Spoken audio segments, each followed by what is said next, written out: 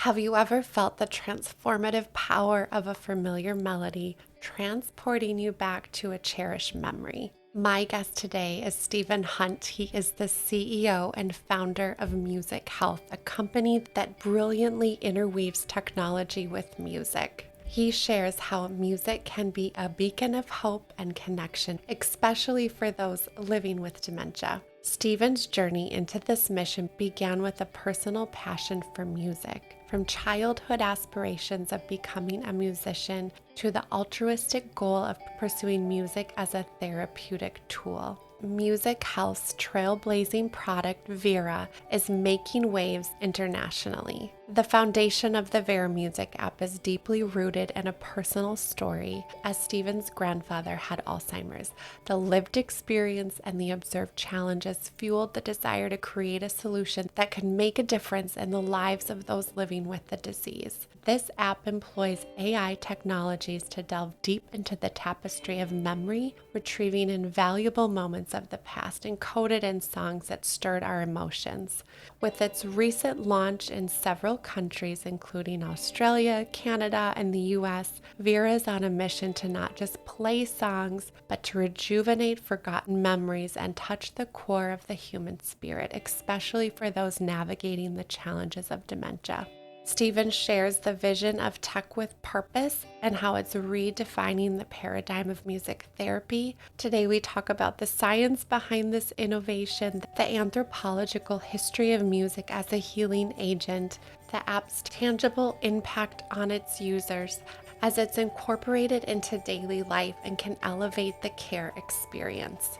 This provides meaningful benefits for both the recipients and the caregivers. Stephen shares how there has been great success working with professional caregivers in assisted living and aged care homes, along with those providing care in their home. Music is powerful, it is meaningful, it offers moments of joy, memory, and connection. And I'm honored to have Stephen Hunt here as my guest as he shares the discovery, the innovation, and the heartwarming story behind Music Health and Vera Music. Here is my interview with Stephen Hunt. Hi, Steve. I'm glad you're here. I've been looking forward to this conversation. How are you? I'm really well, thank you, Nicole. Thanks so much for having me on. Yeah, I know we had a chance to visit and I had said, I was like, oh my gosh, we should hit record. It was so fun being able to talk and hear your story. And really, there's this powerful intersection of technology, music, healthcare, innovation. How did this all come to be for you? Yeah, it's been an interesting journey that's kind of been evolving over many decades, actually. But I suppose the best place to start is the personal motivation, which actually came from my grandfather, who was diagnosed with Alzheimer's disease when I was a teenager. And so I went on the journey with him over probably the best part of a decade before he eventually passed away.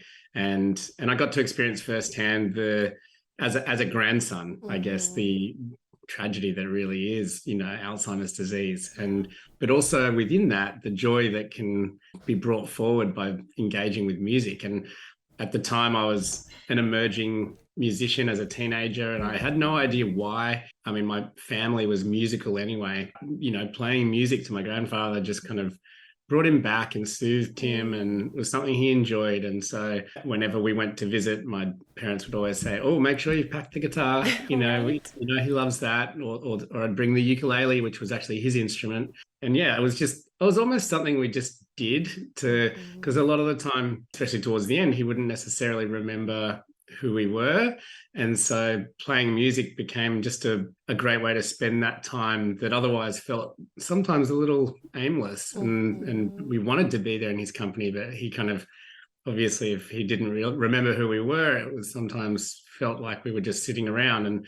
But music gave it purpose and made it joyful for everybody, including him. But I had no idea why. and Yeah. um, and when that phase of my life ended with his passing, I went and had a great career. I actually was a touring musician in the UK in my 20s, and I tried my best to be a professional musician and didn't quite get there. Although I still moonlight in a couple of bands for fun. I've got one called Lost Property, which is made up of parents from my kids' grade school. That's So it's just, so good. Okay, we might need to like catch a little Yeah, you can dig tell into us that. where to That's find it. fun. Yeah. But yeah, I had a really amazing career, mainly focused around digital media. So I was really chasing this idea that television had to end up coming through the internet, and I found a great career chasing the opportunity within video advertising. And this was before YouTube existed, so it was a bit early, and had went through a couple of startups on that journey. The most recent one ended up getting acquired by Adobe, so that was a really big deal. It's now called the Adobe Advertising Cloud. And at the end of that, I just kind of felt like, you know what?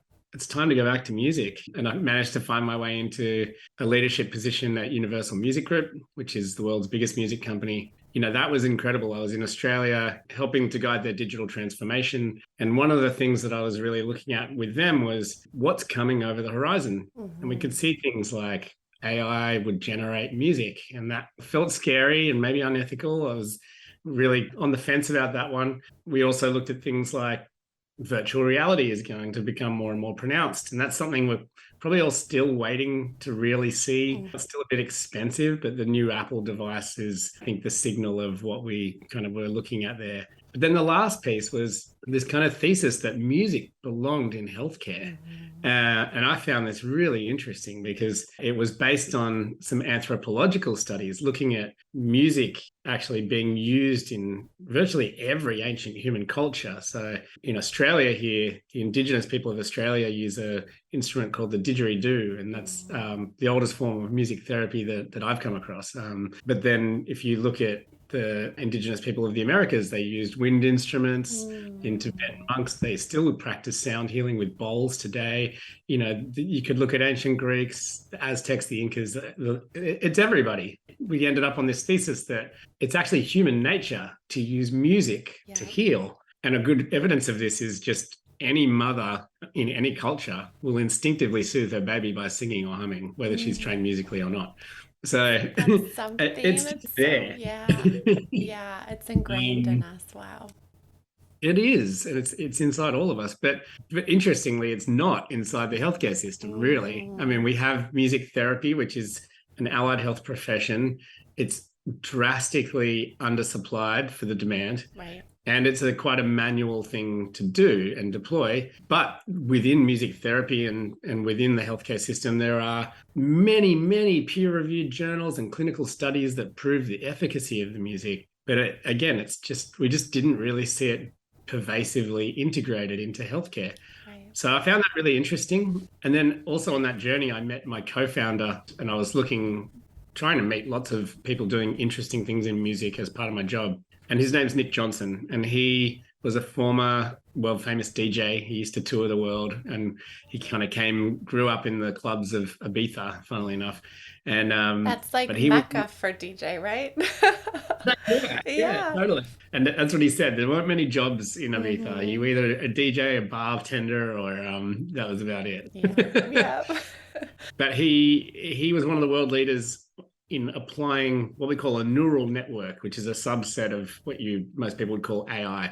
He was a world leader in applying neural networks to audio. So he developed something called the AI music brain that would listen to music as a machine. It would listen to it, but it would try to interpret it the way a human brain would. And I found that really, really fascinating. And he eventually kind of came to me with the film Alive Inside, which I'm sure many of your listeners have known. And if you haven't seen this film, you should definitely just Google search it. You can see a couple of clips. But it followed the music and memory program throughout the US, deploying personalized music experiences to people living with dementia. And it changed my life. I watched it, cried a little bit. It brought back all those memories of my grandfather. I sort of turned to my wife that night and said, I think I've got to get involved. Like, I feel very compelled. And so I went back to Nick and I said, I think that's definitely what you should do. And if you want any help, I'd love to come and join you on the journey. And so, a little bit later, we formed the company Music Health, which is what we see today. Our mission is to reinsert music into the fabric of healthcare. And we're starting with dementia. And we've developed a product called Vera, which is available now it's targeted at the caregiver of someone who's living with dementia to help them use music throughout the day. When you had shared it with me, it's so true. You're right. Music is foundational to who we are as humans, the ability to connect with others. But you're right, it's not integrated in our healthcare system when you think about how healing and how powerful it is, or even at scale. You know, the community I worked at, we had this music therapist, and she was wonderful, but one person for, 250 residents. It's like, how do you, it's just physically not possible to be able to reach and meet everybody. And the impact, music. I remember so many times where I was visiting a woman who was a friend of mine that living with dementia, and the way we could connect and the only way I could interact with her that would pull her out of her, you could tell sadness in some ways was music, and she would start to move and dance, and that there's so much power and meaning behind that. So I'm so happy that you're doing it. Yeah. You're doing And it. Yeah. yeah, and I do want to stress, what we're trying to do isn't to replace music therapists, Mhm. because it's really to support them. We try to basically transform every caregiver into a music therapist. And so we give them the tools that they need to be able to deploy music in a therapeutic sense. And then when the actual trained music therapists are in, they can actually really help guide the program. They often will look at the data that comes from our systems and find inspiration there for their own work. And we like to sort of say that, when the music therapist might come in on a weekly basis, Vera's there the rest of the time, Yeah. and it's something that if you had a physiotherapist come in, again, Mhm. probably on a weekly basis, they might help you work on some movements. And then the physiotherapist would probably say to you, now, I'd love you to do 15 minutes of this movement exercise every day, and I'll see you in a week, right? But a music therapist can come in every week, and at the moment can't really tell you to go and exercise or do that thing. Mhm. But now they can say, all right, we want you to play at least half an hour of Vera every day with this person, and I'm going to check the data at the end when I come back next week, and we'll see how you did. And so it kind of gives them, if they're involved, a way Right. to almost prescribe music, Yeah. and music use for the right sort of situations and for the right person.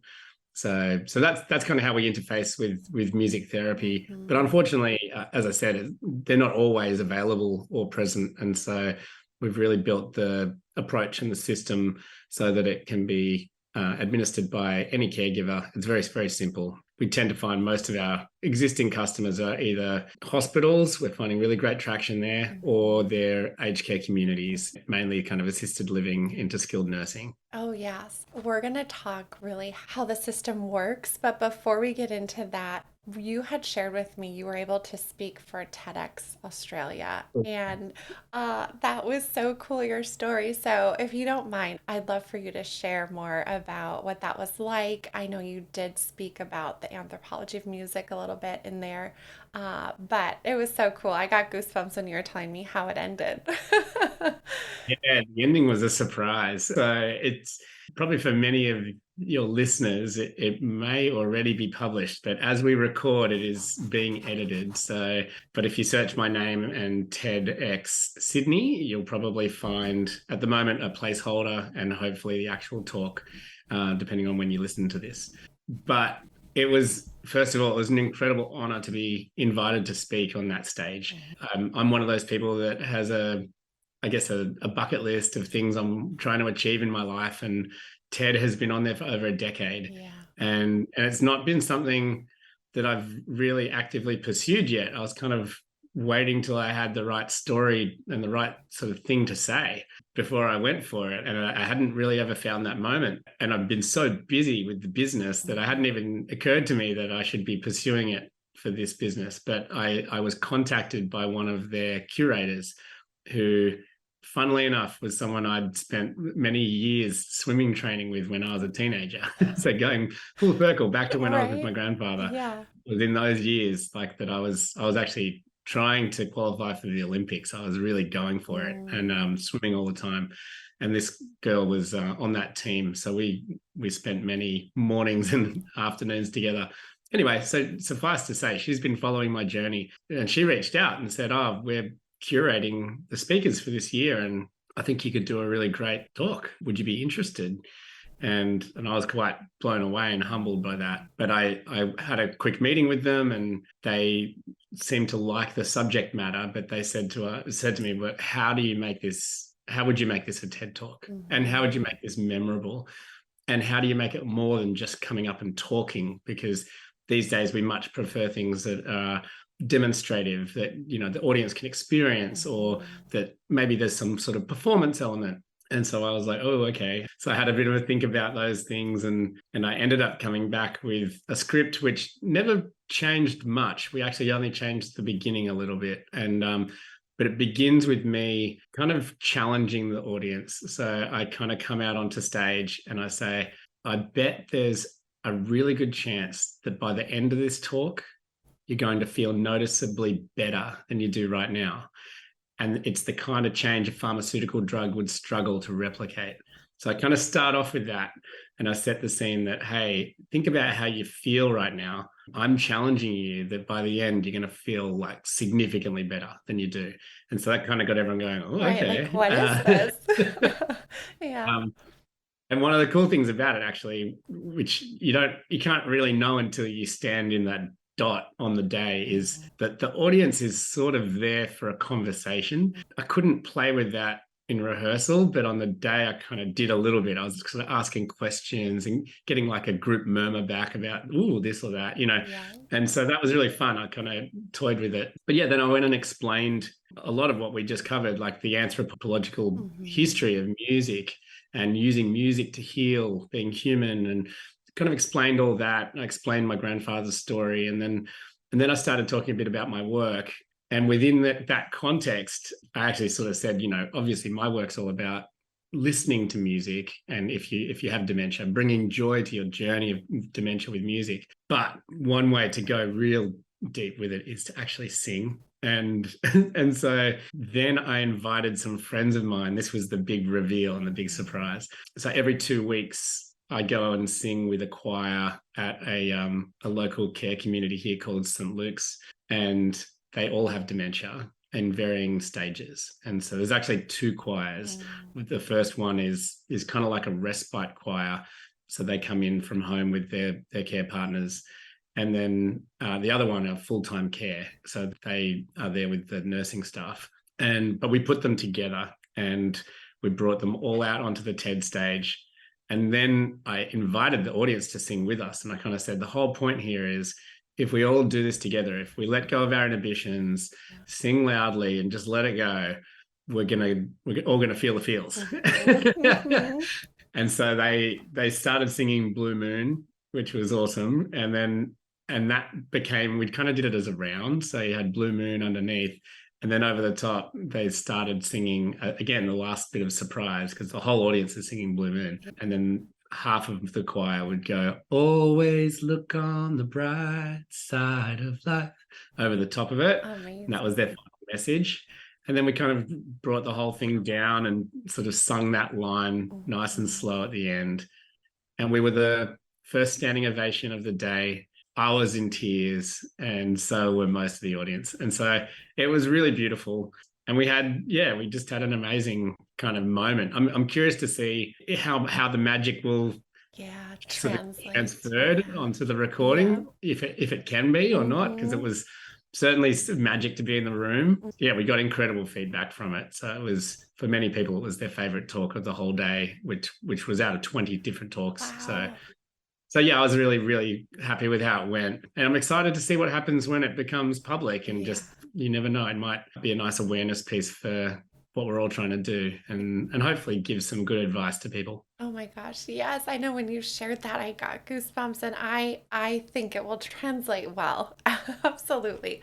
I think people are going to be really excited to see that and to see that choir come together at the end. I mean, it just speaks to what you're trying to do, which is how powerful and therapeutic music can be to heal, right? You know, it's like that representation of that. So, Well, and one of the other interesting parts of that day was, you could imagine having 25 people with varying levels of dementia backstage. And I don't know, I'm sure you've probably done quite a lot of this, Nicole, but if you've ever worked in any sort of show business, there's an expression called hurry up and wait, which basically means things can happen kind of quickly, but most of the time you're sitting around waiting, and it can be really, really boring, even if you are quite, able and don't have dementia.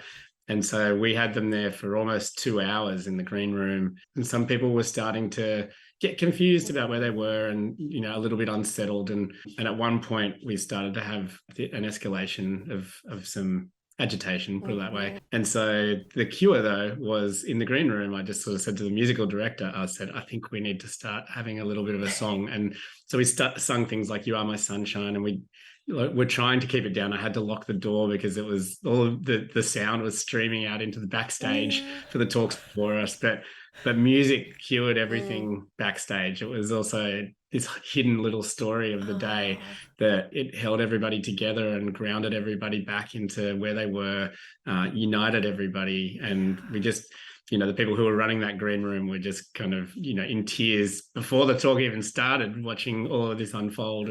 But yeah, it was quite incredible. Wow. So yeah, I'm really happy. I'm also happy it's over because it was a lot of work and a lot of stress. Yeah, lots of, leading up to that, I'm sure. Well, thank you for that backstory. I love to hear things like that. And when you can see, again, just the power of that and the science behind, when we look at this relationship with music and long-term memory, which is what you were tapping into with the people that were there, how do you explain and what are the ways that we can dive deeper into understanding that and how Vera leverages that? Yeah, it's a great question. And I suppose going back to the start of our talk where I was talking about playing music as a teenager for my grandfather, I could see something was happening. I didn't realize what it was, and I had no idea why, but I now do. And it's quite remarkable. And so I suppose this is a good opportunity to talk about what's actually happening in the brain when we do play music. And particularly what happens to someone who is living with dementia when we play the right music for them. So I suppose take the first part first. For all of us, every sound that we hear is triggering an emotional response. So that's why if you live in a city, you'll find that over time you can get stressed, like you're hearing all sorts of sounds and your brain and your body is trying to work out if it's a threat or if it's safety. And there's so many different things going on that, it's stressful, but it's also like a lot of work for your brain and for your subconscious. You go into nature and go for a walk through the bush. And, here in Australia, I did this on the weekend. We call it forest bathing in my family. We just go for a bath in the forest. But we soak up the natural sounds and you feel calm and relaxed and reset.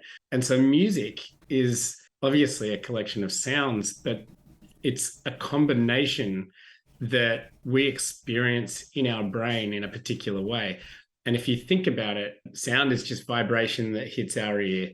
But then those vibrations go through our auditory system. They actually cross the hemispheres. So we're interpreting a lot of what we hear on the right ear in the left brain and vice versa. And it's actually a full brain workout. So if you look at anyone listening to music in an fMRI scan, something like that, it's like Christmas lights turning on. So, and this happens to all of us. That's why we all feel this kind of element of pleasure, but it's also because it's stimulating the brain and it's re-coordinating the different parts of the brain. It's why you'll find that when you go for a run and you listen to music, you can elevate your performance. Your brain is just kind of switched on and enabling you to do that physical activity a little bit better. Even certain sounds can help distract parts of the brain or occupy them so we can focus and, or sleep. And so there's all of these different things going on.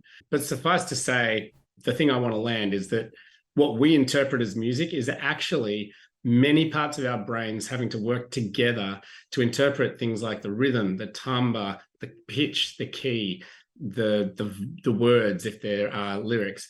All those things kind of have to kind of come together for us to then experience what we call music. And when somebody is living with dementia, unfortunately, we're seeing a reduction in brain activity and a reduction in coordination between the different parts of the brain, a reduction in their ability to even use fine and gross motor skills or be able to talk or remember. So you can imagine that if we start to play music and we get the brain firing up and coordinating, then we're starting to almost like jumpstart a car.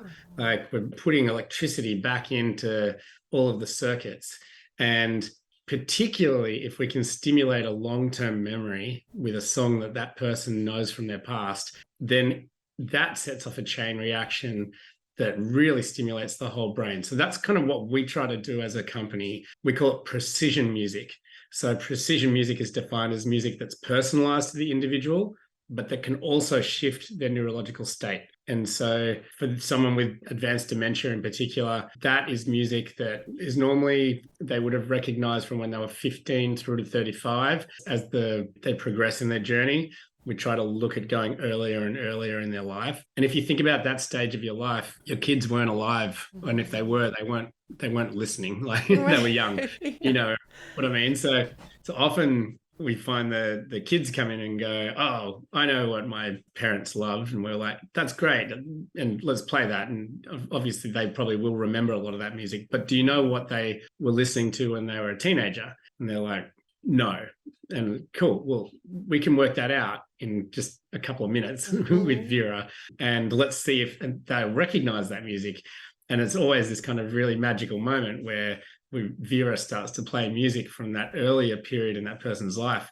And then they start to recall all these memories that particularly their kids have never heard of because they weren't alive then. And all these memories that are attached to music are still there in their memory. So that's the science of what we're trying to do. We're trying to sort of find long-term memories, musical memories, stimulate them. And then when that person is in that stimulated state, try to then deliver care. And so we kind of think of it as music first. Like if we can engage with the music first, get them into a really great state of enjoyment, smile on their face, tapping their foot, and then say, okay, it's time for hygiene care. Let's see if we can get up and hop into the shower or something like that. It's going to be far more joyful. You might even be able to convince them to dance in than if they were very unmotivated to get up and perhaps unsure of where they were and maybe not in a state to really support the caregiver on performing that care. But yeah, we see applications throughout the ADLs. So people who struggle to eat, put on music first. You'll find, again, with stimulating the brain, it is improving their ability to use fine and gross motor skills. So being able to pick up the food, chew the food, swallow the food, all these things are enhanced. And we're seeing really big applications in the hospital partners who are using music for that particular part of the day. But yeah, administering medication, getting out of bed, getting changed, exercising, calming down for the day, sleeping, you name it, music can support the person throughout the day. And it's really up to that caregiver to determine when and where it's going to be most impactful. Yeah. And how do you discover that with the personalization with the person living with dementia? Is it based on, gathering some of that info on their age and the music that they listen to at that time and then pairing it based on those different ADLs that you're trying to accomplish? Yeah, that's right. So in simple terms, what's actually happening in the background of Vera, you'll find Vera is very, very simple on the front. It's only got 3 modes. So one is relax, one is energize, and one is reminisce. And so relax is really great if someone's feeling agitated or if we're trying to keep a calm environment in the afternoon. And energize is great if you're trying to do something like a hygiene routine or exercise or get someone up in the morning, motivate them to do something. And then reminisce is awesome for just spending time and conversing and talking about the songs, talk about the memories the songs evoke. But how we get those songs is actually, it sounds simple, but it's a lot of work.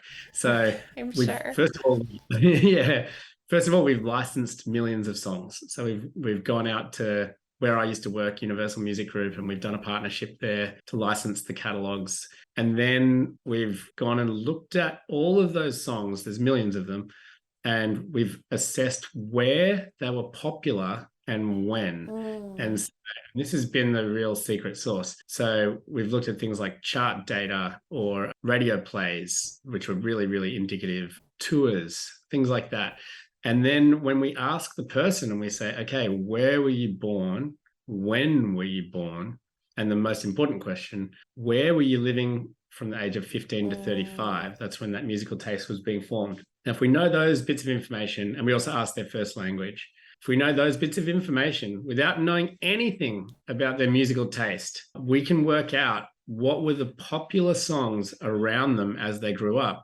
Because don't forget, most people who are living with dementia are probably over 60. That's not everybody, of course, but as a general, majority. And for them, go back 60 years, people didn't have CDs or cassettes. They might have had records at home, but if they did, they'd have to be very, very wealthy to have more than 10. And so most of what they were really exposed to from a popular music perspective was what was on the radio. And so that information we have.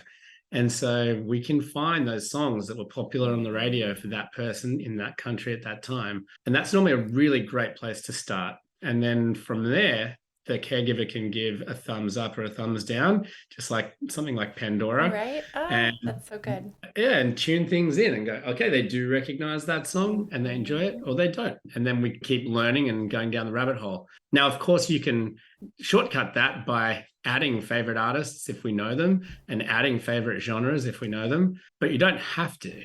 And sometimes, unfortunately, some of the people we work with, their families aren't engaged anymore in their care, and we've lost that information and they can't recall it for themselves. So sometimes we do start with much more of a blank slate, but with a little bit of effort and spending time together, we very quickly work out what music they did love and what music is going to be useful in a therapeutic sense. And then once it's dialed in, then it's up to the caregivers then to, as you say, start just integrating it into the ADLs. And best practice is that you put it on before each type of care every day. Sometimes that's possible, sometimes it's not. We find in some of our partners that have many, many, many people in their care, sometimes they'll just identify one or two cares throughout the day that they want to focus on per person, depending on their staffing levels. But it really depends case by case. Yeah. But we're working towards just making it easier and easier and easier to have the music on most of the day. And I should stress that every now and then, probably I'd say it's 1 in 50 people on average, or 1 in 100, we find someone who doesn't like music, and that's okay. So it's not for them, but the vast majority of people, it has an incredible benefit. It does. Well, and I had a couple thoughts about just even from the caregiver perspective, how enjoyable it is for them to be doing all of those things and incorporating music. And also the ease of use is incredibly helpful.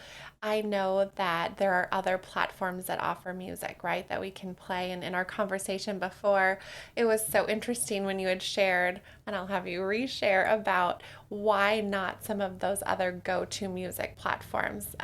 As you explain it, it makes so much sense why we need something like this, the ease of use, the ability to have multiple people utilizing the platform at a time. Yeah, I mean, it's really interesting because when we go into aged care communities, we either find that they already know the power of music and are doing everything they can to try to utilize it throughout the day and are just coming up against problem after problem, or they also do know about it, but they've kind of given up and they just bring in a community musician maybe once a week for a concert or something like that. That's normally what we walk into. And the other part that we walk into is an audio environment that's normally, unfortunately, full of distress. Like it's you can hear people kind of sometimes calling out down the hall, or other people who are stuck on a particular word and that's annoying other people. And, you just start to feel the tension bouncing off the different sort of audio signals around the site. And so we kind of listen to that and we go, okay, we can address some of these things. And what we find is for the people who are doing the best to use music, they might be using something like YouTube on the TV and they're getting ads, and that's not good for everybody.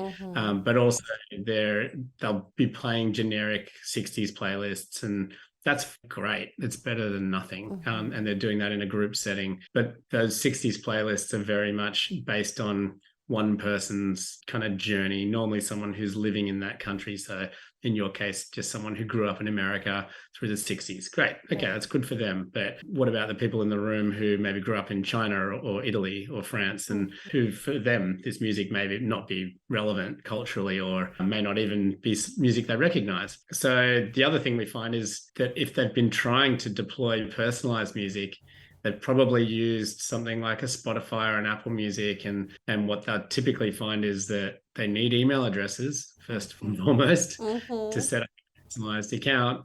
And then they also are going to need to have a device for each person. It starts to get expensive. And we've walked into scenarios where they've actually gone and set up like 50 different email addresses for everyone in their care, and they've tried to set up all these accounts, and it started to pile up on terms of cost. Plus they then have to actually spend a lot of time working out what playlists to use, and they end up quite often just using the generic 60s playlist. So I can't imagine managing all of those. I mean, that would be so much. Yeah. No, that's it. And so the result for those customers of ours who've gone down that rabbit hole is they put in all this effort only to kind of come to a very generic solution. So when we were first doing our research, we worked with a partner like this, and we kind of said to them, well, tell us about the problems. Like, what do you need in a solution? And they said, well, first and foremost, we need to be able to create profiles for the people in our care without email addresses. We also need to be able to archive them in case they're here for respite and they're going to go home and then come back. Or if they do pass away, we're going to need to move that profile on so we can make room for the person who's going to take their room. And we also need all of this to be able to be automated. Like, we don't have time to work out what music to play. We just want to hit play. And it would be great if the music could be oriented around the ADLs in particular, but also how that person is feeling and how we want them to feel. And so that was kind of what we took away to create Vera Pro. And Vera Pro is designed for those, basically any caregiver who has multiple people in their care. And so within one device and one experience, they can switch from one person to the next as they go and perform care. And so this became quite, dramatically picked up. So we kind of found, as we walked into different care communities, whether they were using music or whether they'd kind of given up on it, they all recognized that, oh my gosh, this makes it really, really easy. The thing that we've actually just released is called group listening. So to combat that example I was explaining earlier with playing YouTube, the generic playlist. So group listening just allows the caregiver to open up a new setting within Vera Pro, and they can tick the exact people who are in the room. So there might be 5 people, it might be everybody, and then hit play on a certain type of music that they want. Maybe it's relaxing music. And it will go and find the music that those people have in common and that we know that they'll all enjoy. And it puts it together into a homogenized experience.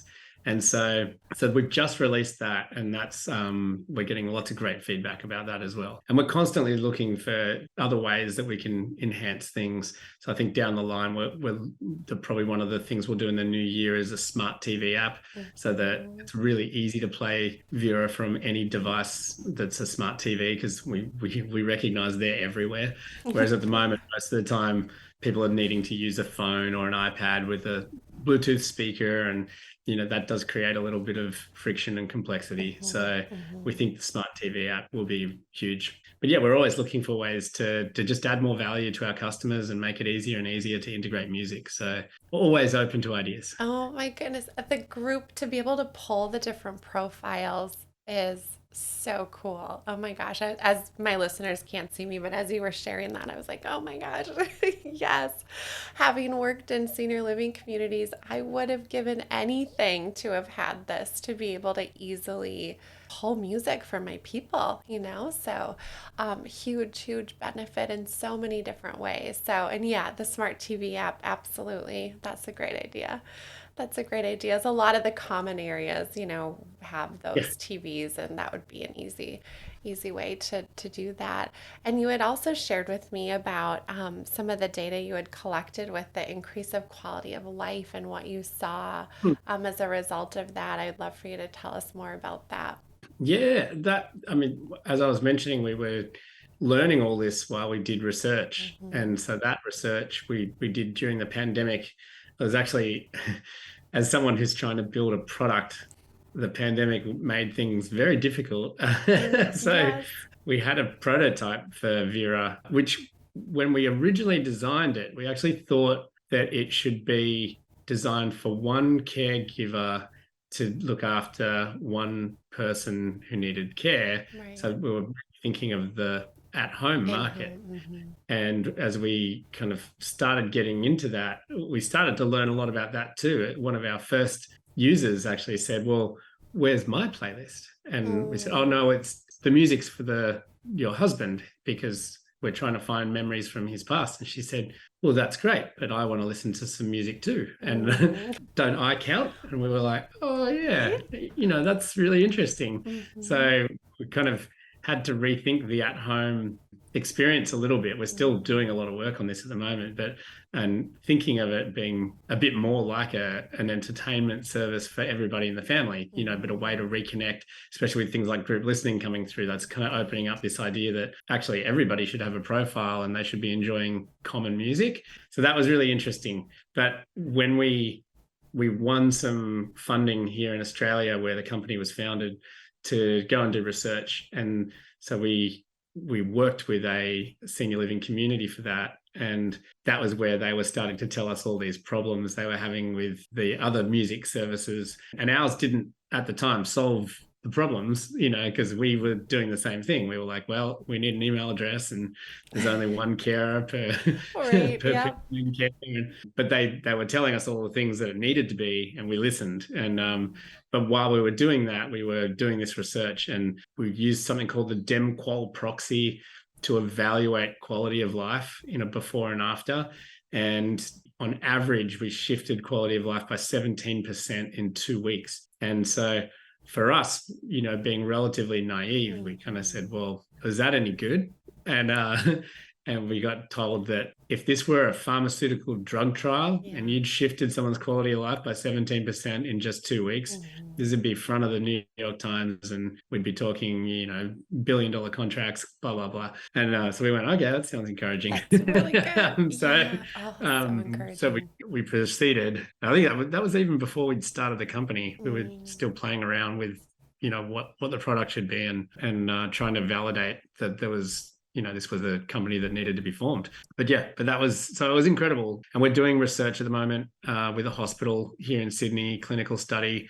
We're trying to evaluate the reduction in anxiety, agitation, basically the symptoms of dementia, the behavioral symptoms. And then we are just trying to fund a few studies in the US. So we're working with University of Chicago, Berkeley School of Music, and then in the UK, we're working with Oxford. So there's a bunch of stuff that's coming down the pipes in terms of research with our tools. But we really, actually, there's probably one of the other real big benefits of creating a scalable digital deployment, which is what Vera is. It enables researchers to actually have a consistent approach to music delivery for their studies. Because if you think about trying to research, the impact of personalized music on somebody, there have been many studies on it, but most of the sample sizes aren't huge, because there's no way to consistently deliver that and bring all the information back. And so Vera we're starting to get a lot of inquiry and support from the research community going, oh, this is actually going to help us actually answer a lot of the questions we've been trying to answer. So that's exciting too. That's exciting. I can't wait to see how this grows. So many good things. And in our conversation, you and I had talked about kind of that headspace moment and, the therapeutic side of the digital world. Tell us more about that concept. We both are not doom and gloom. We'd shared that. We're like, we want to give people hope. We want to encourage them. Absolutely. I think that's something that we try to push in all of our marketing is positivity. It is obviously quite tragic to be given the diagnosis of a form of dementia, whichever it may be, but it doesn't mean that there can't be many moments of joy. And some people can live out a perfectly happy and wonderful life despite it. Yeah. And so in any situation, music generally is going to be a big help, and it's going to make the day much more joyful, not just for the person who's on their journey with dementia, but also for their caregivers. And I suppose, to reference Headspace, when we started out, we looked at it from a marketing perspective, and we were trying to break down the business and the opportunity and look at some of the challenges. And one of those we identified was that most people don't really believe in the power of music. We all still, as a general population, we think of it as entertainment. And even though probably many people are using music to run faster when they go for a jog, or they're using music to soothe themselves from a breakup in an emotional way, sometimes leaning into the emotion and playing sad music, or trying to circumvent it with happy music, whichever way you want to go. And so we kind of all instinctively do it, but don't really acknowledge it. And one of the aha moments for us was, well, look what Headspace did to meditation. So before they came around, meditation obviously existed. It was practiced. It was a very niche kind of idea that had plenty of clinical evidence to support how it could improve wellness. But even the idea of wellness wasn't really something that we spoke about much in the public vocabulary. Right. And no, it's so true. and again, if you went down the main street and spoke to people about meditation 10 years ago and just said, hey, well, would you ever do it? Do you think that it works? What are the benefits? Most people would say, well, that's for hippies. And I don't know, they wouldn't have had a lot of faith in it. But Headspace made it really easy for everyone to try, made it deployable and scalable. And suddenly, fast forward to today, it's a very common practice for someone to say, oh, I'm just going to go and meditate on my lunch break, or I meditated this morning, or gee, I've hit a streak of 10. It's commonplace. Yeah. It's understood, it's accessible, and it's believed, right? And so for music therapy and for using music in this therapeutic sense, we kind of want to do the same. And it's why things like that opportunity to speak at TED are really important. Yeah. And even to come on your show and just to spread that awareness to people that there's a lot more here than you realize.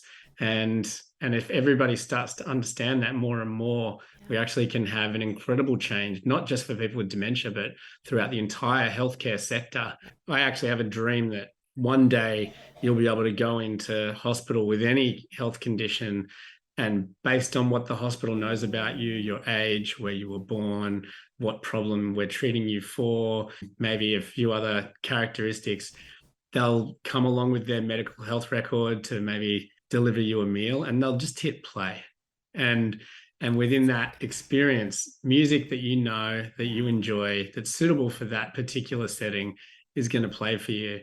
And we're going to fill the halls of these hospitals with lovely music, maybe sometimes in a group sense, maybe not.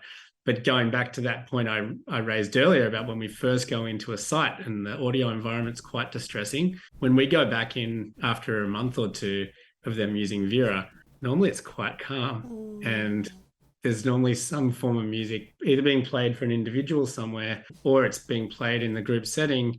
And it's quite a lovely environment to walk back into. And that can happen throughout the entire healthcare system. Because if you think about a hospital at the moment, it's really hard to get well in there. It's like beep, beep, beep all night long, lights flashing everywhere. Right. It's the sound triggers so much. Yeah. Yeah, that audio environment, as I mentioned, it's like it's impacting you every single second of the day, no matter where you are.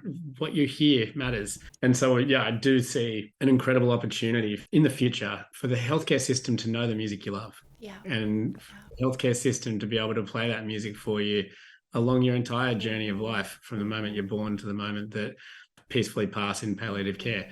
And I think that's really the ambition of what we try to do at Music Health. Thank you. And I'm dreaming that with you. We will all be your supporters in that. I think it would be just this beautiful vision of bringing that joy, memories, connection, supporting our health, our mental health, our physical health. So many ways that music ties us together. So I believe it'll be mainstream. I do. And the momentum is there. And the data, right? Now you have a way to capture the data. where can we learn more? Where can we connect with you? How can we support you, and what your initiatives are? And a free trial I know is offered with what you do. So we'd love to give people all of the information of ways to be able to work with you. Oh, absolutely. I think the best place to go is www.veramusic.com. So VERAMUSIC. And that, as you said, that'll give you information about what Vera is, but it can also direct you to a free trial. The apps are available on Android and iOS, Apple. And then if you want to hear more about the Music Health Mission, or if you're interested in perhaps volunteering or even getting a job with us, go to musichealth.ai. And that's our company website. So they're probably the main places to go, and you'll be able to sort of find your way from there, depending Yeah. on what you're looking for. So good. Thank you. And we'll look for your TED Talk. It'll probably hopefully be out by the time this airs, and we'll get to see that and all of the good things that are happening. Thank you so much. I even learned more about you this conversation, which was so fun. So thank you for being here. Thank you for joining me. Thank you, Nicole. It's been a pleasure. Thank you for listening today. If you enjoyed our episode, please subscribe and give us 5 stars. In all honesty, we'd love to hear from you. Thank you so much for listening to our episode.